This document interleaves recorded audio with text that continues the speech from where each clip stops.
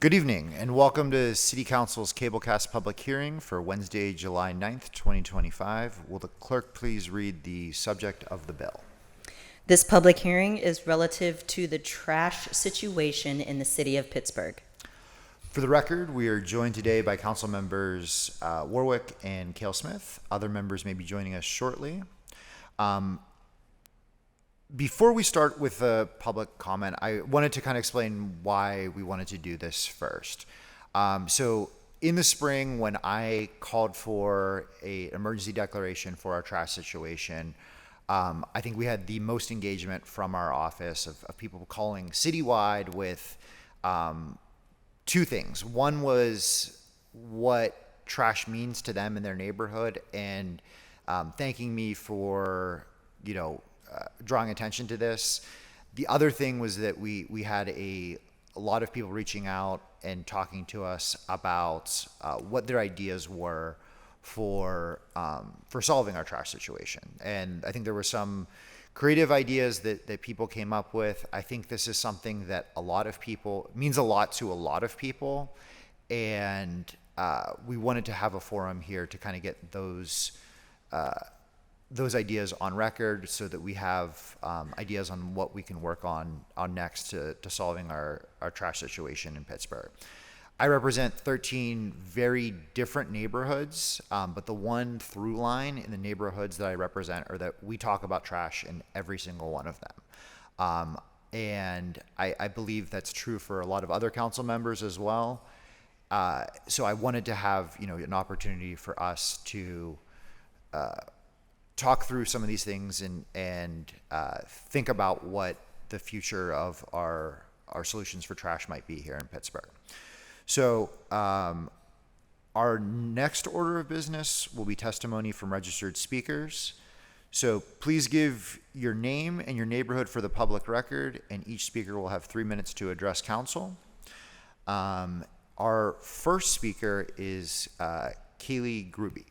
Is it? Groovy, right? Okay. Like groovy. Yeah. Thank you. My name is Kaylee Gruby, and I'm speaking on behalf of all of the City of Pittsburgh for Alageney Cleanways. Good evening, Council. Thank you for hosting this hearing. My name is Kaylee Gruby. I'm the Executive Director of Alageney Cleanways. Before we all get into this topic of litter tonight, I want to recognize the city's Department of Public Works. These workers hold our city together every day, and across the state in Philadelphia, we're seeing just how essential municipal waste workers are. I also want to recognize the countless volunteers and residents who take action, some of who are here tonight, whether by joining local cleanups or picking up trash on their own blocks. These collective efforts make Pittsburgh better. Alageney Cleanways works to eliminate litter and illegal dumping, and over the last 25 years, our crew and thousands of volunteers have removed close to 8 million pounds of litter. That compromises hauled tires from hillsides, couches from alleyways, and debris from riverbanks. Much of that has come from the city of Pittsburgh, yet still the litter piles up. Litter and dumping in our city is not just an aesthetic and environmental issue. It has documented impact on mental health, it undermines public safety, it attracts crime, and weakens community investment. The cost of cleaning up illegal dump sites is expensive. It's about $619 per ton, while proper disposal costs around $86 per ton. That means illegal dumping is nearly 9 times more expensive to manage. We could be investing those funds on proven upstream interventions. Litter intervention must start with infrastructure. You can't tell people to put things away correctly if you don't provide them with an affordable, accessible place to put it. We commend the city for previous waste infrastructure, and we highlight additional recommendations, which are to address illegal dumping. We should encourage and support a local transfer station. There isn't one in the city. We need convenient and affordable waste disposal to reduce illegal dumping. To address litter, we encourage better residential trash cans and collection practices. We consistently learn that trash day is a major contributor to street litter when cans spill and small items are left behind. A recycling can that doesn't roll, as well as consistent collection practice, is part of the solution. And for long-term behavior change, we need to invest in education, including in-school programs and public campaigns with dedicated marketing budgets. After infrastructure, education is consistently proven as the strongest prevention tool.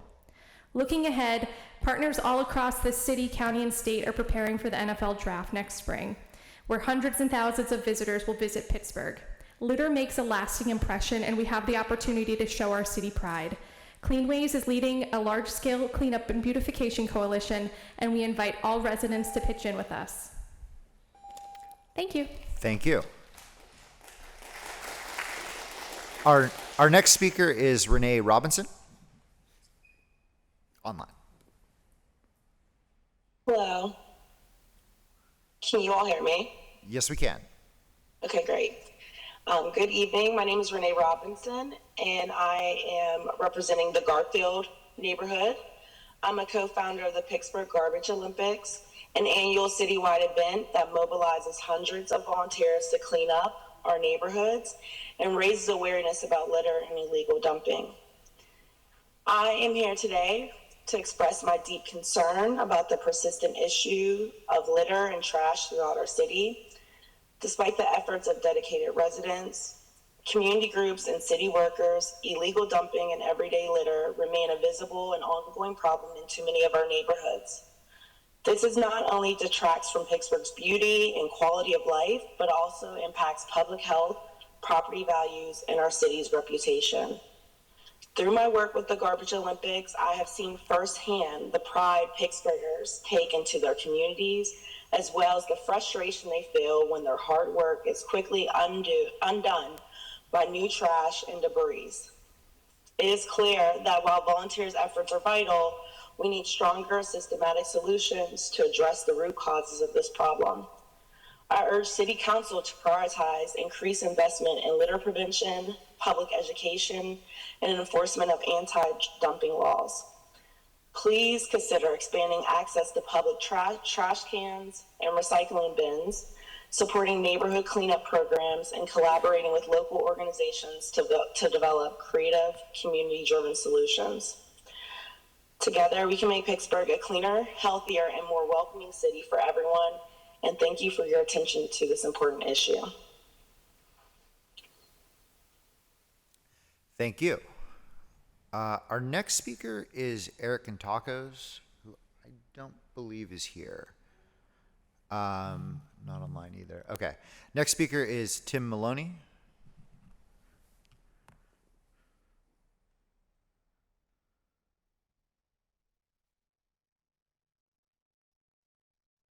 Not online either. Okay. The next speaker is Chris Mitchell.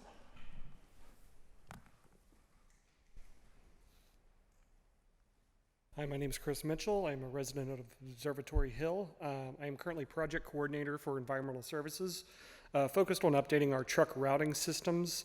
I'm also on the planning committee for the Pittsburgh Garbage Olympics. My previous job title was anti-litter specialist for Public Works, where I co-authored the Gold Plan and served as co-chair of the Clean Pittsburgh Commission. Almost all the work I've done in all of these roles has been about process improvement. How do we take the things we're already doing, make them take less effort, and garner better results at the same time? And to solve any problem, I believe that the most important first step is to understand the problem by quantifying it. Exactly how bad is the trash situation out there? Can we really say we all know it's bad, but how bad? How can we fix anything without first identifying those metrics of understanding how to solve or if we're succeeding or failing? In 2020, I piloted the Pittsburgh Litter Index, which we surveyed 3,000 street segments in the entire north side and the entire west sides of the city. And we learned a lot about how littered the streets were, where the litter was most prevalent, and it gave us a score which we could compare to other places that had done the same type of indexing, like Philadelphia, and also to hold ourselves accountable to know how if we're doing better or worse if we do this again and again. All this information can be found on pittsburghpa.gov's website. But the most interesting thing we learned from the pilot was by taking data from our 311 systems and overlaying that onto the index, and we found that there was an inverse relationship, meaning that the areas with the most amount of litter put in the least amount of 311 requests about it, and places with the least amount of litter put in the most amount of requests. Bypassing the why of this reporting discrepancy, because it could be for several different reasons, operationally, this means that when we are over-reliant on 311 to understand the problem, it causes problems. And when we prioritize our work according to 311, we are most likely over-serving the people who need it the least and underserving the people who need it the most. If we are serious about doing something about these issues, my professional opinion is that the first step must be to quantify the problem and find out exactly where it is, independent of crowdsourced information through 311. One way of doing this would be to take the indexing process and technology we created for our pilot and expand it citywide, and also, while we're there anyway, expand the scope to include potholes, broken sidewalks, damaged street signs, graffiti, and all the other ways that blight presents itself, as they too may suffer from this inverse relationship problem. This work is crucial in not only understanding the problem, but prioritizing where solutions are being implemented. Otherwise, you risk continuing widening the gap between the underserved and overserved of our communities. Thank you. Thank you. Our next speaker is Matt Indina. Hope I said that right. Yes, you did. My name is Matt Indina. I'm from Fineview on the north side. I'm a lifelong resident of Pittsburgh, and never in my entire life have I seen Pittsburgh and its surroundings as overrun with free-range manufactured waste as it currently is. I am intimately familiar with our city's current problem with trash. I'm the captain of the 412 Redder Uppers, the multiple-time champion of the Litter League previously sponsored by Alageney Cleanways and Friends of the Riverfront. I also volunteer with Fineview and Perry Hilltop's Citizens Council's Litter Brigade, Urban Trails, and Alageney Cleanways in their current efforts to keep our streets and hillsides clear of illegally discarded and dumped cigarette butts, plastic bottles, car tires, televisions, and tanning beds. I've lost track of the volume that I've personally been responsible for redirecting to landfills, but it is certainly in excess of 40 tons, nearly all of it from Pittsburgh's north side. I applaud our local nonprofits, their volunteers, and independent vigilantes that work tirelessly on the Sisyphean task of keeping our environment clean. But I urge our regional leaders and elected officials to aim higher, to focus first and foremost on the initial term in the credo of reduce, reuse, and recycle, which is reduce. Develop and enforce programs like the current plastic bag ban and expand it to cover additional single-use plastics that cause a drain on our natural and physical resources from the point of manufacture to the final disposal. Furthermore, I urge our leaders to research and adapt European models of reducing waste, primarily by putting the burden on production. Extended producer responsibility programs ensure that a plan is in place for the proper disposal of waste and funded at the point of production. Pittsburgh is well known globally for being a strong leader in industry, medicine, and tech. How about we work on becoming a leader in waste reduction as well? Thank you. Thank you. Our next speaker is Kyle McGuffy, online. Hi there, can you all hear me? Yes. All right, perfect. Hi, I'm Kyle McGuffy. I'm from Mount Oliver, and I am co-president of the Mount Oliver City St. Clair Community Group. I'm talking today because, as Bob correctly pointed out, our community is a common illegal dumping spot for businesses, particularly for auto shops and housing contractors.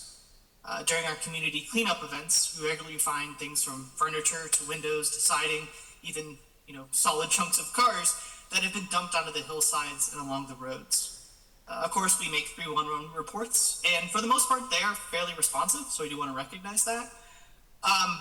But for some of the large dumping sites, we also rely on community organizations such as the Hilltop Alliance and community events such as the Garbage Olympics for addressing these sites. I think that the city could help reduce the amount of legal dumping that is occurring in our Southside communities by focusing on these hotspots. Our community group and Hilltop Alliance have both been documenting where we find these illegal dumping sites, and it's the same spot every single week, all of the time. I do want to also acknowledge a comment by the representative from the Allegheny County Clean Waste program that prevention does go a very long way. One specific prevention idea that I think would be quite successful is the city hosting low-cost appliance recycling and disposal events. I believe one was hosted in Zone 3 just last month. For our community group, we often have residents reach out to us and state that disposing of large appliances isn't feasible for them due to the cost of it. They simply can't afford the drop-off fee. That hurts particularly if someone dumps a TV or a washing machine in your front yard and you're responsible for disposing of it. I also want to highlight that many of the residents who participate in our community cleanup events call us for assistance because they are limited in mobility and they themselves cannot move their trash, if it's been dumped in their yard or they just have it, to the collection site. So I think that's also something to keep in mind when addressing this issue. Thank you everyone for, tackling this important issue, and especially for the previous commenters for, I think, pointing out some reasonable solutions to kind of focus on all the different facets of this. Thank you. Thank you, Kyle. Next speaker is Carrie B. All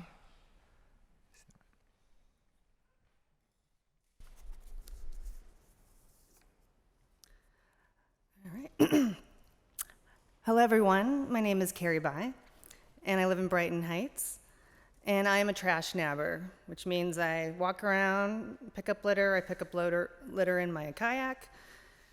There's not enough time to tell you how I got here and why I do this, but in a nutshell, I want to live in a community that is clean and healthy and not have to daily walk around littered streets, see trash in my rivers, and continuously see our efforts undone. Pittsburgh, we need to nip our litter problem.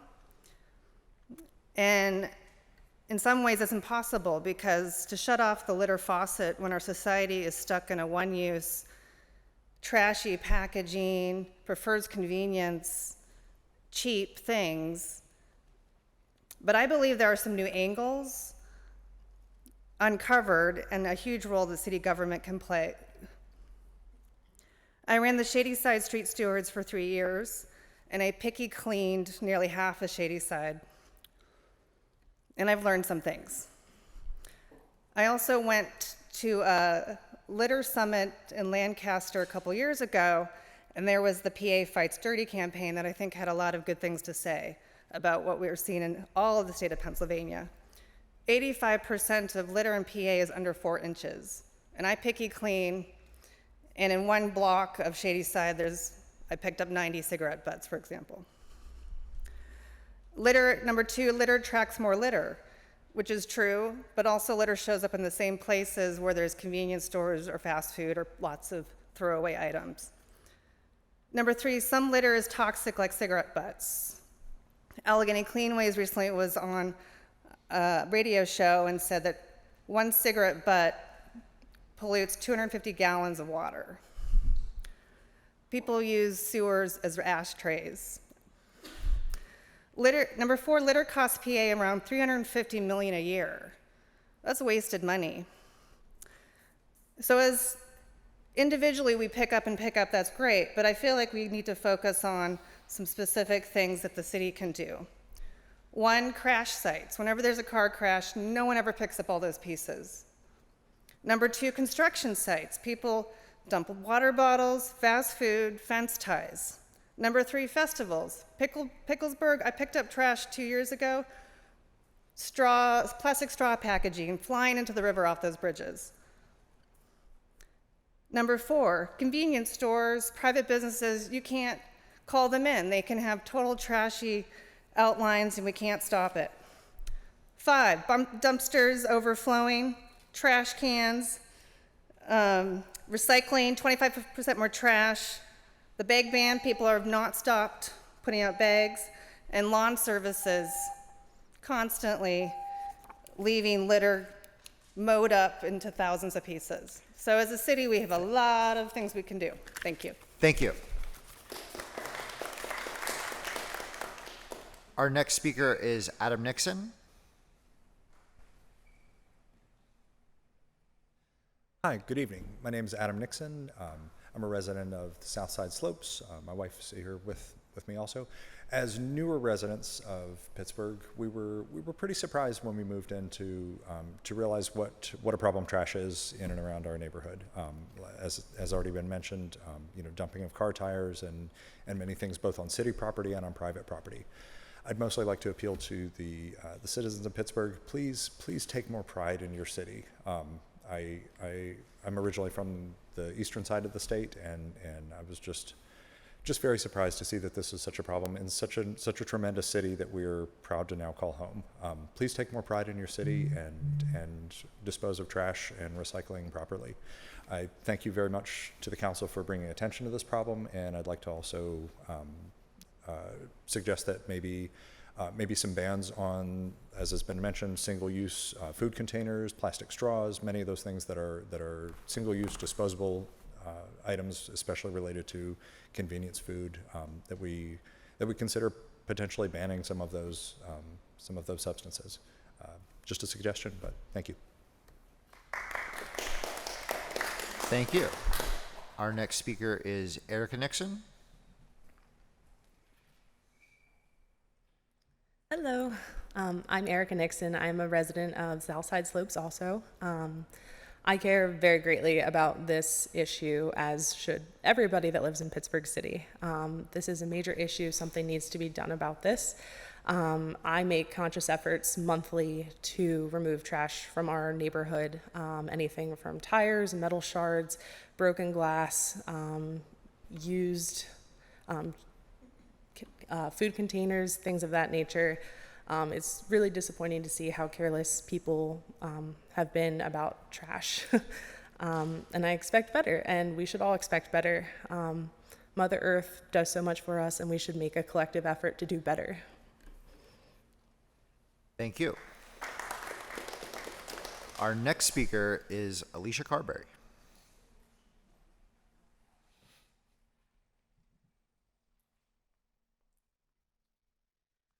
Hello, my name is Alicia Pam Carberry, age 36. I'm lucky to live in Polish Hill. I'm here tonight to talk trash as a civilian and Garbage Olympics organizer, but some of you know I have worked at the city for a couple of years now.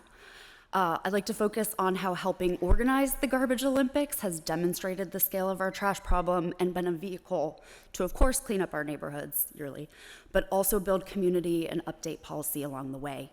As Renee mentioned, you heard tonight, the Garbage Olympics is a citywide cleanup competition started by Renee Robinson, Lena Andrews, and me, and grown with so much support from individuals, community groups, nonprofits, the Department of Public Works, the Clean Pittsburgh Commission, many city departments, including City Council.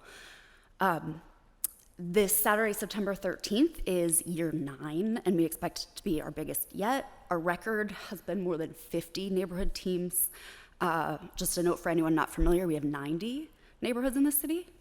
Nothing is singular. Trash and litter conversations can touch on human behavior and consumption, effective government communications, illegally dumped tires and the prevalence of car culture in our city, pay rates and how we value our trash and recycling collectors. Shout out to environmental services. Somehow everything is trash. I had wanted to rattle off some numbers to paint this picture, but I have to tell you, I got a little sick of adding up just how much over the last 8 years, how many TVs, tires, furniture, mattresses, construction and demolition waste, and shopping carts volunteers have collected. Instead, I want to spotlight that number, volunteers, more than 3,902 people spent a fall Saturday morning over the last 8 years doing this work. For anyone interested in checking out those numbers, though, pghgo.org. Bless Chris Mitchell for creating that and automating so much of our processes that we've been able to scale to accommodate this amount of participation. When I am frustrated, how much we rely on volunteers to keep our city clean, my current boss, hello, reminds me that every opportunity to bring people together can build community. And with City Council District 3 neighborhood teams as some of most winning, I can tell you our district has very strong communities. Shout out to Mount Oliver City St. Clair for winning gold last year. Allentown for silver, and Southside Flats for bronze. We now do an In the Wild bingo scavenger hunt to encourage people to look out for beautiful things while they're cleaning up and get credit for picking up yellow Gatorade bottles that are not full of Gatorade. In 2021, we advocated for improvements to the city's illegal dumping code. So whereas previously Chapter 60111 had defined dumping as waste paper, sweepings, ash, or rubbish, it now specifically calls out those garbage Olympics big bads, TVs, tires, what I had listed before. Enforcement, of course, isn't the end-all be-all and must be accompanied by education. This year we will grow to add an art contest to creatively promote caring for our neighborhoods all year long. Clean neighborhoods afford people dignity and a better quality of life. This is all achievable. We are the city of champions, after all. Thank you. Thank you. The next speaker is Mariah P.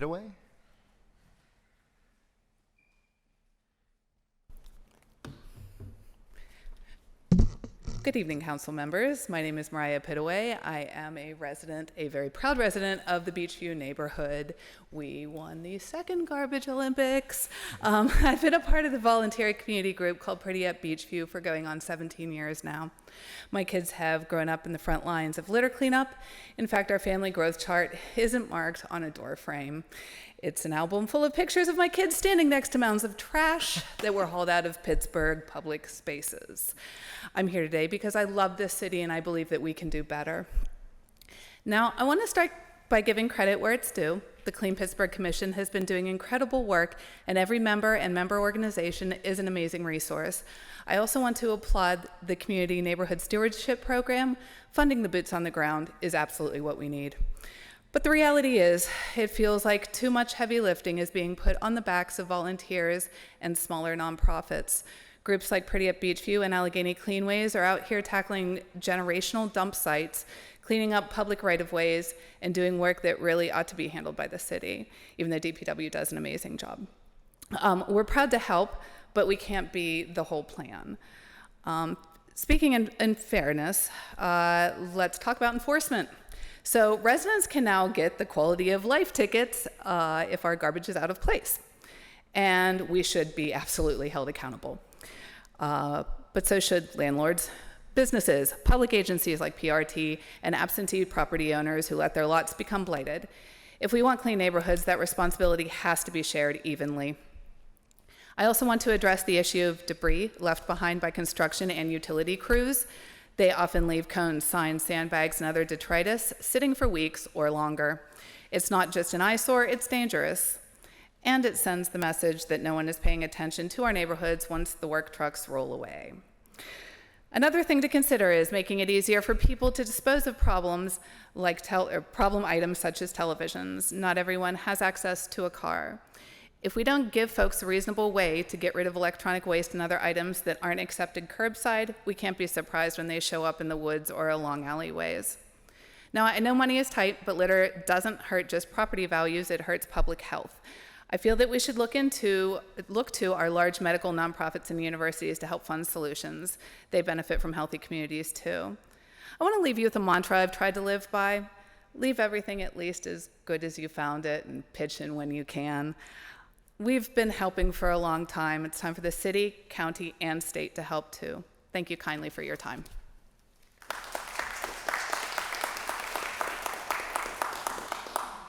Thank you. The next speaker is Nancy Lamazny.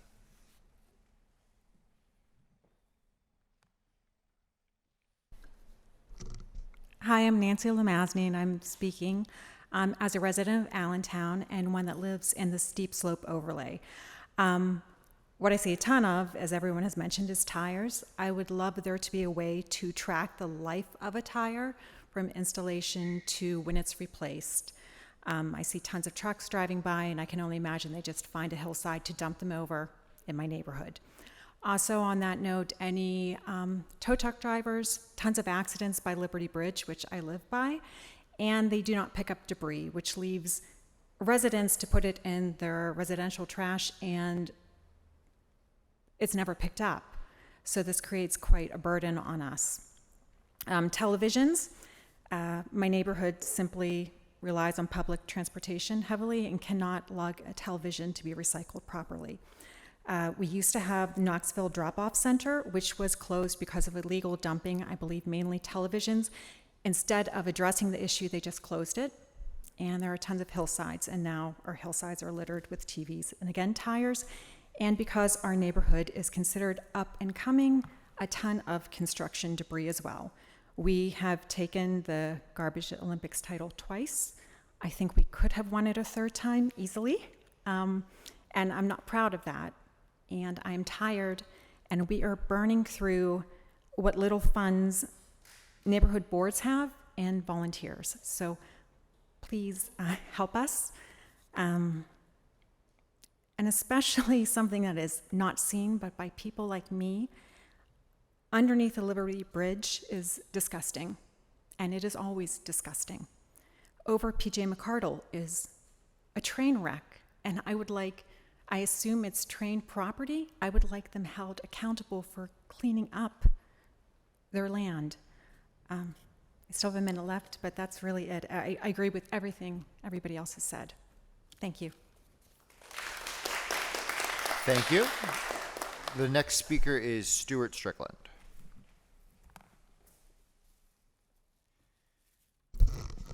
Good evening. I live in McCandless Township. Though I'm not a city resident, I work downtown, regular bus rider and bicycle commuter. Ms. Kell Smith may remember a few years ago when a group of cyclists swept clean the upstream sidewalk on the West End Bridge, all the way from West End Circle to Western Avenue. That was me and a few of others. And the reason we did that is because as cyclists, when we tried to bike across the sidewalk, because obviously not going to be biking on the road, we were getting flat tires all the time because of all the broken glass. So we took it upon ourselves and just got out their brooms literally, and swept the thing absolutely bare. And I don't know how many times it's been done since, but I doubt it's been too many. Anyway, all to say that as a bus rider, I regularly carry with me a little plastic bag and pick up all the trash at my bus stop, or if I have a few minutes, I might walk from the bus stop, but I walked 2 down to the next one downstream and pick up all the trash along there. So consequently, I've managed to keep clean much of North Avenue from Federal Street down to East Street. Just about once a month, I make that little trip, and I've kept that little spot clean. And like I said, I don't even live here. So all to say, though, that everyone should try to do what I'm doing. I'm trying setting a model for others. And very simply, how do we encourage more people to do that? And I'll just close with a simple line from paraphrasing John F. Kennedy: ask not what your city can do for you, ask what you can do for your city. Thank you. Our next speaker is Stacy Marinos. Online. Hi, my name is Stacy Marinos. I am a resident of Shady Side. I'm also a volunteer with many of the organizations that have already spoken. And I wanted just to commend council for holding this hearing. I think that, as you've mentioned, you're already seeing impassioned voices from around the community of people who are trying to help the problem, and there's a lot of energy out there for it, and I really commend you for holding this hearing so that you can hear more from the community, get some ideas out there, and hopefully we can be working towards solutions. I really just wanted to say that, and I'll submit my comments in writing to you later. Thank you. Thank you. Our next speaker is Millie S. Hello, my name is Millie S. I'm calling in from Germany. And I want to comment on, I know there's been a lot of talk about efforts in the past and cleanup, but I'm going to suggest some solutions. They're minor solutions, but maybe they can help. My solutions would be, wait till I got them right here. Okay, to have more city furnished rubbish bins of the correct size. Now, I'm a resident of South Oakland, and I also own rental properties in South Oakland.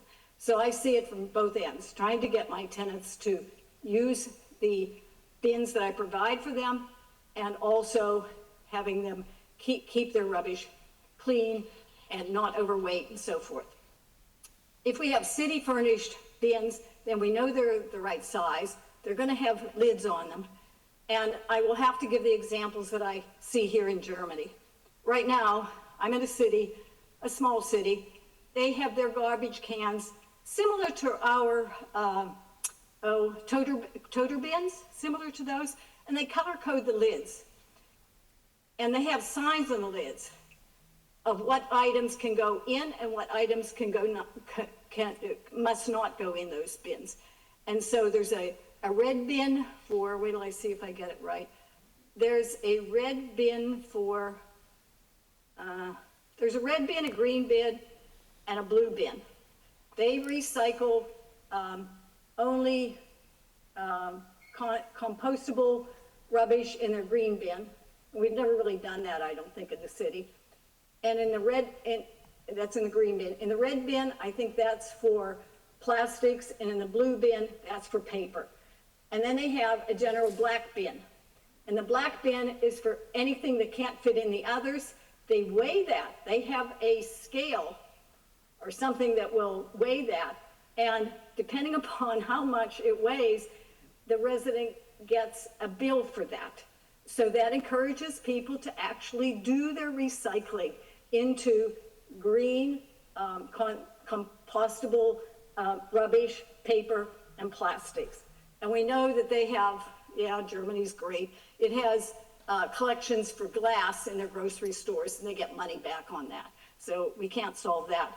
But the other thing they do is they put big signs on the lids saying this, and with a diagram, so you don't have to be able to read.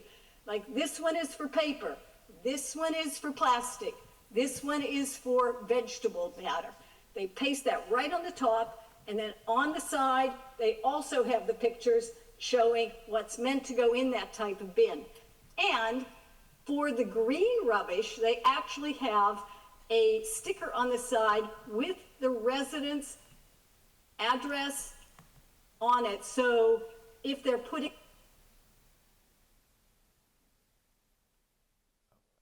Thank you, Millie. You can submit the rest of your comments to us by email if you'd like. Next speaker is Dr. Barbara Rudiak.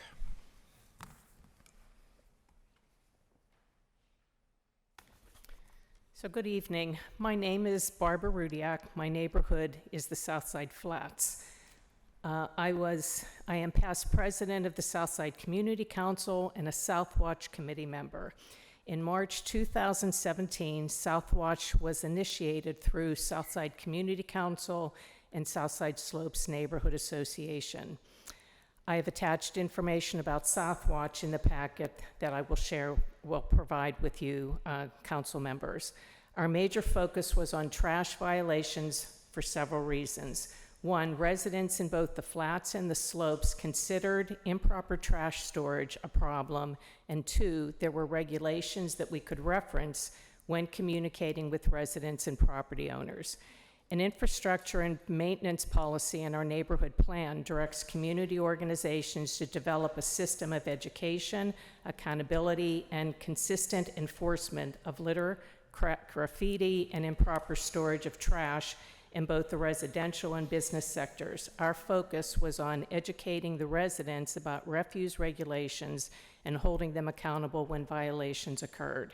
During the planning process, we engaged with Councilman Bruce Krause's office and the Department of Public Works, Environmental Services Division. In addition to learning more about the refuse regulations and violations specific to Southside, we wanted to make sure that we were partners in the work.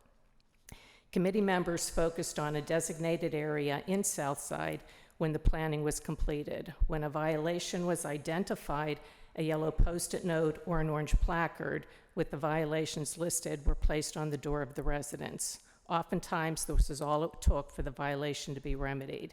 If not, another placard was attached to the door. If still not remedied, I would send a letter to the property owner since most, if not all, of the violations were rental properties. I would also make contact with Tim Lewis, Director of Commuter Affairs at Duquesne University, who would talk with students if they were the tenants. In most cases, the violations were ceased. When they remained, we would file 311s and alert environmental services to the work that we've already done. How have we done over the last 8 years? We've engaged with over 400 properties, with very few with repeat offenders. We've developed a relationship with many of the property managers who I contact when there are trash and weed issues with no need to file 311s.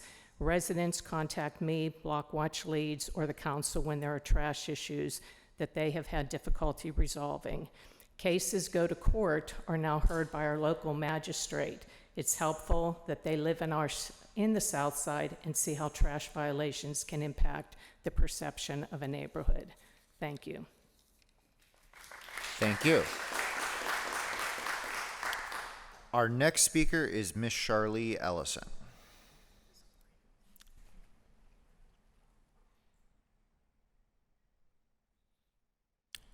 Miss Shirley. Good evening, everyone. My name is Charlie Ellison. I'm the president of the Knoxville Community Council, and I'm a longtime resident of Knoxville. And I'm glad to be able to bring up the trash issues that we have in the Knoxville community, as you've heard from some of the community members and surrounding communities. A lot of our issues are we have a lot of rental properties where the landlords are not providing trash cans or the information given to let their tenants know when the trash is supposed to be put out. If you check 311, I guarantee you there's a call from me Wednesday afternoon of every week letting the city know what hasn't been picked up in the Knoxville area, because I get those calls.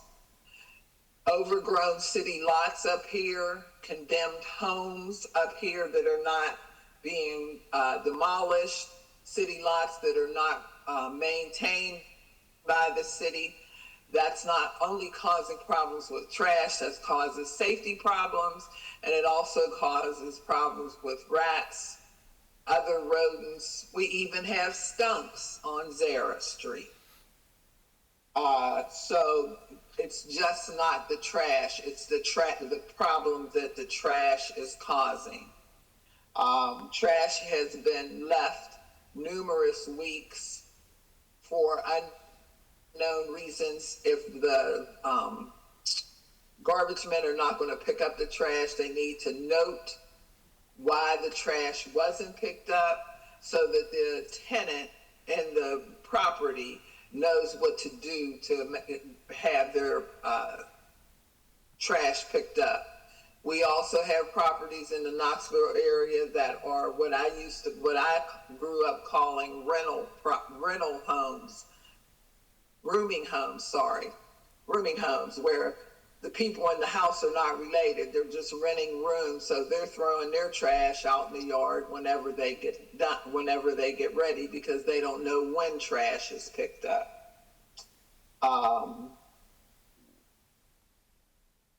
We also have no trash cans in our neighborhoods on the street. I heard somebody talking about trash from McDonald's, candy stores, different things like that. There's no place to put them up here. You just throw them on the street, and that's why it looks like it does. It is my hope that with this new policy that Councilman Charlin is putting before the board, along with the rental property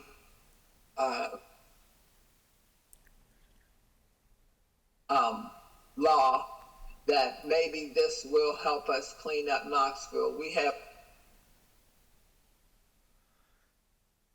Thank you, Ms. Shirley. You can submit your comments, and I'm sure we'll talk.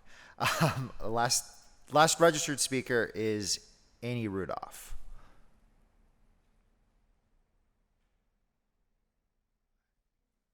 Don't think Annie is with us. So having exhausted our list of registered speakers, we'll now take comment from those in the audience who did not register. Again, please provide your name and neighborhood for the public record. You will have 3 minutes to speak. Hello. Oop. Of course, my phone goes off. Give me a second.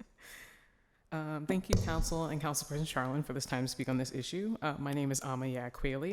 I'm a resident of East Liberty. I currently work as the city's first sustainable procurement specialist, as well as I act as the co-chair of the Clean Pittsburgh Commission.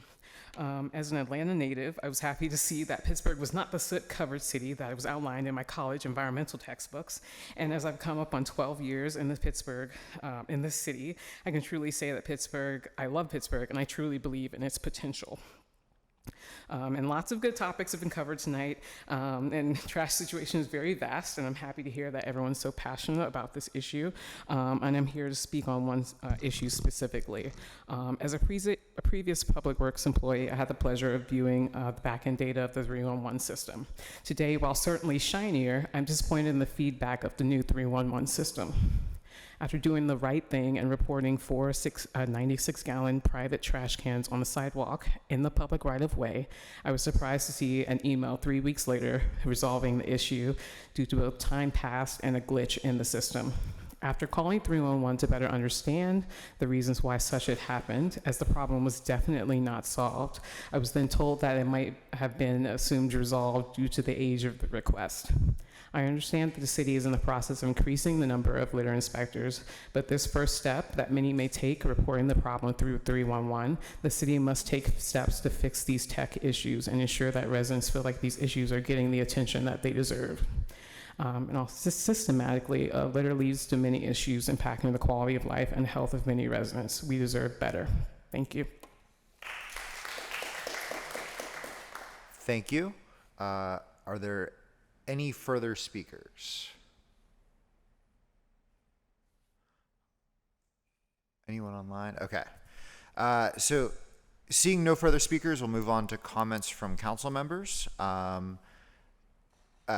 Councilwoman Warwick, would you care to go first?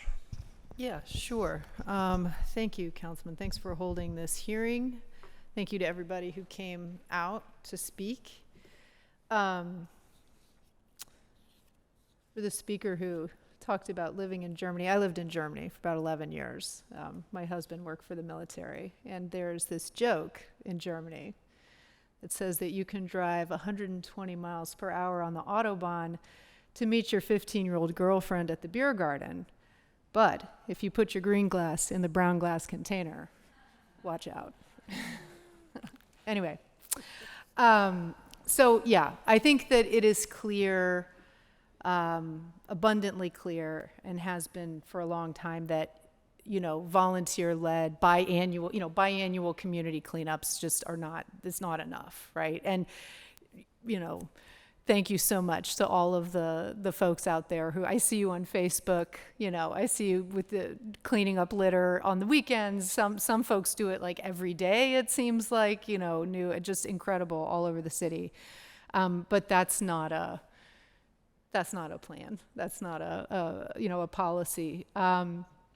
So, we absolutely need to, it's just been far too long time coming that we need to operationalize the gold plan. And as the chairperson for the Public Works Committee, it's something that I talk about with our DPW director every couple of weeks. And I we love our DPW workers, but we can do better. It's not just the work, right? It's like we can do better. We have a large workforce, and we need to mobilize them in a more effective way around this issue. For me, I like to say a lot that we can get all the streets in Pittsburgh plowed in 24 hours when it snows, like every street in the city. That is our SLA, and we pretty much deliver that, right? So if we can plow every single street in the city, we should be able to, in a 24-hour period, we should, over a 6-month period, be able to drive through and hand pick litter on every street, and it's not every street, right? It's, but at least go through. I know what I would like to see is sort of like a seasonal, December to February is snow, March to May is potholes, June to August is weeds, and September to November is litter, right? When all that greenery is gone and you can actually see into the hillsides. Just in terms of like a workforce wide, right, at DPW. But we also need a dedicated team. I think that's something that is clear, and I know that Chris has made that clear in the gold plan. We need a dedicated team for upkeep, because as much as, enforcement is of course important, but this whole thing of like, it's private property, it's city property, it's here, it's that, like, that doesn't matter to the residents. When people call 311 about some mattresses being thrown over the side of a hill or whatever, right, someone needs to come out and pick it up. We need to have that service, just like we have for when the weeds are growing over and you can't see the stop sign, right? You call it in, someone comes around and cuts them back, and that is what is expected. And I think we should expect the same. I think too at DPW, we need, just among the workforce, and I don't know how this is done, but sort of like an all hands commitment to just picking up litter as a matter of course throughout the day, right? So if you're doing a job here and there's litter on the ground, and I know that there are teams who do that, right? There definitely are individuals within DPW. It has to be a policy over. I don't know how you incentivize that, but I'm sure that there are ways for that to get done. The illegal dumping is harder, and I'm so grateful for our partners. Alageney Cleanways, the Clean Pittsburgh Commission, CEO Works, Friends of the Riverfront, Bridge to the Mountains, who work in our homeless encampments. It's challenging, and those partnerships are critical, and we need to work more closely. I think we need to make it easier to work with those partners, right? So it's not quite such a heavy lift to like get a contract done or whatever, you know what I mean? To work with those partners and get them the funding that they need. Again, not grant fund, right? Like these should be contracts, right? Because it's work, like if it's work that we can't perform, then just like we do, I think we had this conversation around Stop the Violence, just like we contract out to build a bridge, we need to contract out to clean up illegal dump sites. Of course, and the enforcement, I think, needs to be proactive. We can't chase 311s. We need to, if we know there's a hot spot, if we know there's a street where they're just constantly putting their trash out early, we need to go through that street the day before and just, cite. Business districts that aren't keeping, if there's a bar that's got cigarette butts out front all the time, we need to cite. And I think all of that is doable, right? It really is. It's just a matter of sitting down and nailing down the details and operationalizing it. And of course, there's the education component, which, we aren't PPS, but I know we had a great, it was sort of a little pilot at Greenfield School. It was great with the 6th grade. Allegheny Cleanways came in, they did a lesson. Then the art teacher did a project and we did a cleanup, and it was great. It was like, it was fun, and it's I would love to see that happen. But again, that takes funding and partnerships that I think, we should be. The one thing that I'm a little, just sort of through the comments, that I just kind of want to caution a little bit is just a reminder, that like, especially in the communities that we see sort of beginning to kind of gentrify, right? And that's where we see the worst litter, right? And that's where a lot of folks are coming, is to remember that this litter problem is an environmental justice issue, right? So, when you talk about like, why are people throwing litter on the ground? It's like, well, if you're a kid and you see litter all the ground, why wouldn't you? That would really be my question. It would be like, if I'm like 10 years old and I'm walking down the street and there's just garbage everywhere, why wouldn't I why would I hold my wrapper until I get to my house? It doesn't even make sense, right? You just throw it. So, And also a lot of times these communities are food deserts, right? So that's why you have packaged food. You got, you're buying something to go. You're on the bus. You're, lack of receptacles, absentee landlords, someone mentioned that vacant and abandoned properties. So when we do talk about sort of like enforcement of our neighbors, just to keep in mind that, while some of us may be new to these communities and it's like eye-opening, you're like, God, how can it be this way? Well, it's been that way forever, right? And that's like what's really just such the travesty,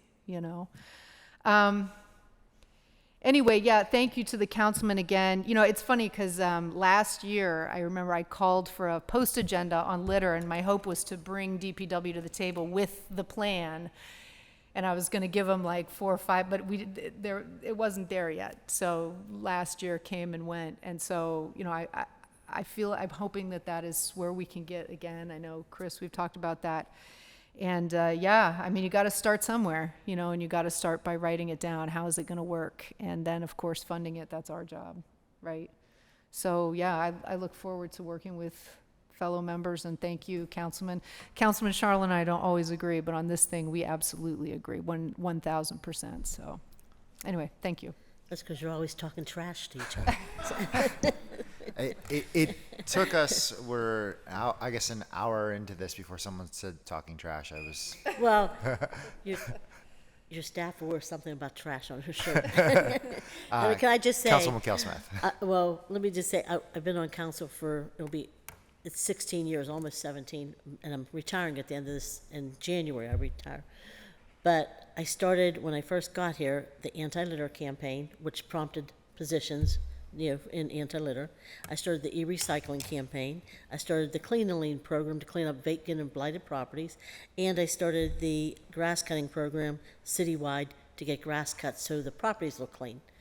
And still, all those efforts, and we're still here talking trash. And I want to say it's good to know that new people are coming in, and you have an expert on your staff that she actually celebrates her birthday by picking up trash. And so, so Alicia, I want to thank you for that. And Mariah P, who also does the stuff for Beachview, you didn't mention that you also clean up the hillsides of Mount Washington, and when they're repelling off the hillside. So I want to thank you for that. And I do want to thank you, Stuart, for talking about the West End Bridge. I did send several emails asking who's actually responsible, because the bridge is not ours, but they say we're responsible for everything the curb over. Well, if the whole structure is not ours, I don't know how we're responsible for that part. But I said, I don't care, can we just all come together and pick up the trash?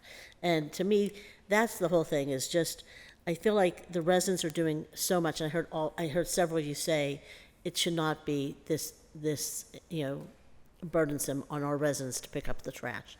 And I agree, that's why I started so many of these programs. But I remember back when I was young, I grew up on Fifth Avenue. I moved to the West End, where I live now in Westwood. But before, when I was growing up, I lived on Fifth Avenue, and there was a DPW worker that would come behind the trash collectors and pick up the trash. They were called the Hokey Man. And they would just pick up, so everything was cleaned up after the trash collectors went through, and after, they would clean up in Oakland all the time on the streets of Oakland, regardless of trash collection or not. And so they just had people that regularly picked up trash, and I think they have some of those on the south side, I think. But it would be nice to have some of that citywide. But I think part of the problem is also you have to look at the abandoned properties, the blighted properties. They become dumping sites for a lot of people. And I hate to say it, but sometimes they're either employees that are dumping, companies that are dumping. And so sometimes enforcement is necessary, because you have people, repeated offenders, doing this on a regular basis, and it's not fair to the residents to continually call 311, continually organize cleanups. I really feel like we have to at some point issue citations. And honestly, we have a lot of new employees that we've hired, and I think it's using the resources we have, because we are on a tight budget. And so I'm going to say, instead of hiring new people, what we ought to be doing is training our current people to do things in off seasons or different times of the year, so that we're getting the trash cleaned up. And in some of my neighborhoods, they make a competition out of it, like we do citywide, but they have in Sheridan, they have the garbage derby, and they have a program where the Sheridan residents came up with a program where they purchase trash cans. Young kids paint the trash cans themselves, and the kids help become part of this program. And a resident on the street adopts the responsibility of emptying the trash on that thing. So it's a whole community effort in that regard. But sometimes it's just too much for a resident, because if somebody's illegally dumping, it's way too much. I feel like I'm preaching to the choir, but I actually even got involved when Boris Weinstein, I think his name was, he did the, he did the cleanup, citywide cleanup that he used to do. I can't remember what it's called. I can't believe we can't even remember his name. But anyway, he did it, and he called me and asked me to give him contact information for people citywide. And I did, and he couldn't believe how the response that he got for people eager to pick up trash. And so he did a really good job at that. But one of the things I want to mention is that, for me, one of the hardest things I see is a place like Esplin, one of the smallest places. And I want to thank you, Chris, for the work that you've done there, because it's one of the smallest neighborhoods in the city of Pittsburgh, and it was voted, #1 trash, I think last year or 2 years ago, place with the most trash. And we do cleanups there. I actually organize them and work with the community on those. But to me, it's so disheartening, because it's the same places where you see the abandoned properties, you see the utility poles that are, crumbling, the infrastructure that's crumbling, you see wires dangling, and you see trash all over the place. And so one of the biggest things I think that we need to do is, yes, citations, but I think we also need to do education. And I think we should be working in our schools constantly, having a program going out and educating the young people on what to do. Because honestly, when I go down into the community, the kids, when I pull up, I'm like, hey, pick up his trash, pull up your pants. And the kids love me. I mean, they do it. They do whatever they have to do, and whatever I ask them to do. They're not opposed to doing those things, but it's good for somebody to remind them that they need to do it, and that it matters, and that they matter enough to do it. And so I'm appreciative of the kids and how responsive they are when you do give them a chance to do the right thing. And I think at the age is, I think the biggest offenders, I'm not sure, correct me if I'm wrong, it's like between 14, 15, and 25. So an education piece, early years, would really be super helpful. And other than doing citations, education, and a few other little things, I don't know what to do, because I remember back when I first got here, as I mentioned, I started some of these programs, but before that it was For Pete's Sake, Pick It Up, or something like that. There's always been some type of campaign, and I just don't know what the solution is, other than let's just make this a citywide thing where we're bringing back the hokey people, or whoever, that follow behind the trash cans and clean it up, and making sure that we're using our employees to the best of our ability, and giving people the power to issue citations when need be. And so I think, and working with our elected official, our judicial system, our magistrates, on the fines and following through on what matters to us in our community. And those are things that I think matter, making sure that our areas our communities are cleaned for everyone who lives there and everyone who visits there, but also that we're teaching young people, setting that bar a little bit higher, and what the expectation can be and should be for them. That's it. Thank you. Thank you all for everything you do, picking up the trash. I know you all do a lot of work doing this, so I thank you. A lot of you have been at it for a long time, so I appreciate it. Thank you. Before I make my remarks, if I can have the chair's prerogative here, I wanted to ask members a question. What is your favorite item of trash to pick up? My favorite item of trash? Your favorite item. Do in-laws count? No, just kidding. Just kidding. Let me think. You go ahead, because I'll be a while. I've done a lot over the years. I've done a lot, actually. To be I know honest you with have. You mean like weird thing that I've found? No, just or like so my answer is tires. I love picking tires up. I find it incredibly satisfying to pick a tire up out of a hillside. Yeah, I don't know. I mean, I guess plastic water bottles, and there's just so many of them. That's what bothers me. Like, or this is I mean, it's all, I'm sure everyone here can relate. The bag, like, someone had a bag in their car for their trash because they didn't want trash all over their car. And then they took the bag and they threw it out the car window. Oh my God. It's like, oh, so close. So close. I gotta say, I don't know if I have a favorite, because I don't really like picking it up. I wish somebody did it, you know? Yeah. You know, as a, you know, part of their job. I don't really like doing it, but I do it because it's a necessary thing to live in the city. Yeah. So, you know, I want to thank everyone that came out tonight. I you know, want to thank the members as well. And very importantly, before I forget, I really want to thank Clerk's Office and City Channel for staying with us late tonight. I know that evening public hearings are not always everyone's favorite, so I really do want to thank you all for being able to make this happen here. But it's such an important issue, and I think the reason why what really sticks with me here is that trash is always the first thing to get overlooked, and I see that as such a problem that we have. You know, I know we talked to the public works crews. They will get to trash when they get everything else done, and they will never get everything else done. And even, you know, for council, you know, I've been very busy all week with, you know, issues in Southside and dealing with the police and, you know, even Stop the Violence. And I get to the point here, I'm like, oh, we're doing this thing on trash. I kind of want to overlook it. If this probably wasn't scheduled, I probably would have overlooked it. But I really want us to make sure that we are laser focused on this as an issue, and it's something that we don't let slip off the agenda and something we don't let slip out of mind, because it is something that I think affects everyone. And when we talk about the you know, root causes for public health and public safety issues, trash is absolutely one of those. It's a well-studied phenomenon of how trash affects public health negatively, how it affects public safety negatively. And if it's not something that we're continuing to work on, because it's not a sexy thing, it's not you know, something you get to do a ribbon cutting for. It is, but it's the continual work, and it is the responsibility of us on the local level to try to figure out what we can do to make this better.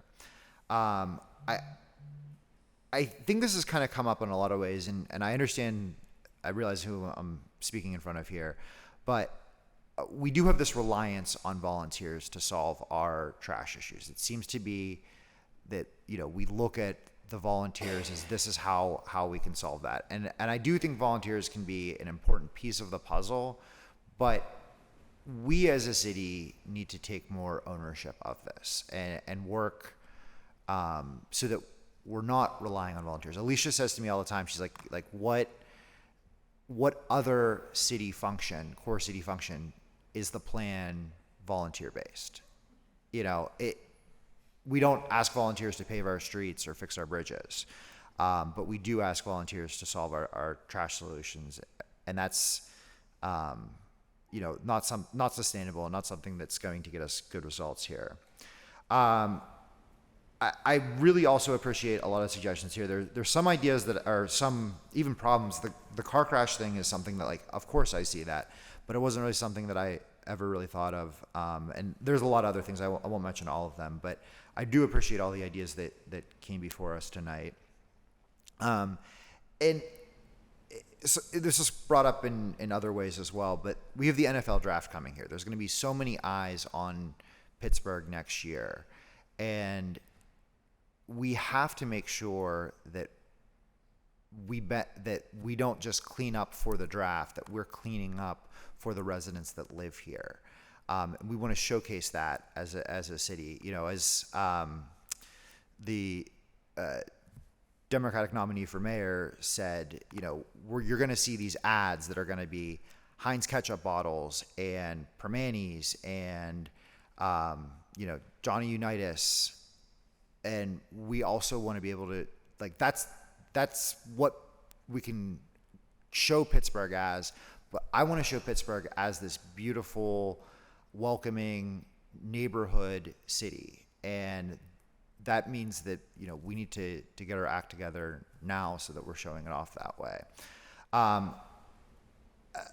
Two other points here. I think the Garbage Olympics were mentioned in the fall, September 13th. It is a favorite day of the year for me. I've also won the Garbage Olympics the last 3 years with 2 different neighborhoods. So, we'll see if I can go for 4 here. But when we do the Garbage Olympics, the thing that gets brought up often is that this is something we need to do more often. And I've been informed that there's Alageney Cleanways is working on a spring Garbage Olympics next year, which will be very exciting, before the draft. But I think things like that we need to continue doing more often. Although again, that is a volunteer-led activity. So, that is not going to be our end-all, be-all, and our solution there. But I think it is important, and it's a lot of fun. So, the last point that I want to make about the trash pickups, and this is something that Dr. Rudiak brought to my attention, that we've done a lot of community cleanups in Southside, and we frequently do the Battle of the Block Watches and some of those other events there. We pick up a lot of trash, and the trash comes back. It doesn't always solve our issues here, but the one thing that the trash pickups are fantastic at is building community. And I got to know a lot of my neighbors in Southside and continue to know the neighbors here because of these trash pickups and working in that service there. And in a lot of ways, I feel like that is the most valuable thing that comes from the trash pickups. It's not actually sustainable change. It's getting to know your neighbors and getting to build community. So obviously love to encourage more and more of those pickups, because that is, it's how I got to know a lot of people. So with that said, wait, I want to tell you, Mr. Boris Weinstein, before I couldn't remember what he did, but he was, he created the group Citizens Against Litter. He was known as Mr. Litter in the city of Pittsburgh. So I want to make sure I mention him, because he did dedicated years and years of service. So I want to make sure I mention him. Thank you. I wanted to end by just saying, I'm very thankful of the work that Public Works and Environmental Service that they're always doing. I think it's our job here as council to find ways to support them and make them more effective. Make sure they're fully funded. Make sure that that this is a priority for them, and that this becomes a first priority for at least a team of individuals there. I'm very excited for our new anti-litter inspectors to start. And the implementation of quality of life ticketing, I think that will be a big help on residential trash. It's not going to solve all of our issues, but I do think that it's a step in the right direction here. And I look forward to working on some of these additional problems here and seeing what we can implement, and look forward to working with the rest of the members on this as well. So, anything else from members? No, I promised my husband I wouldn't tell the story. Go ahead. Call an end. No one's watching. This isn't being recorded. So I'm going to tell you real quick. So one day I put out the trash because I was cleaning out and doing stuff, and I cleaned out this trash and I threw stuff out. My husband comes in the house and he's holding up a shirt, and he goes, "Therese, somebody threw away the shirt." It was a cut-off Muller shirt they wore 20-some years ago, and he wanted to save it. I said, "It didn't look good on you 20 years ago. Throw it back out." So that would probably be the best thing that came out of the trash. Well, so having exhausted the business of this public hearing, this meeting is adjourned. He's going to kill me.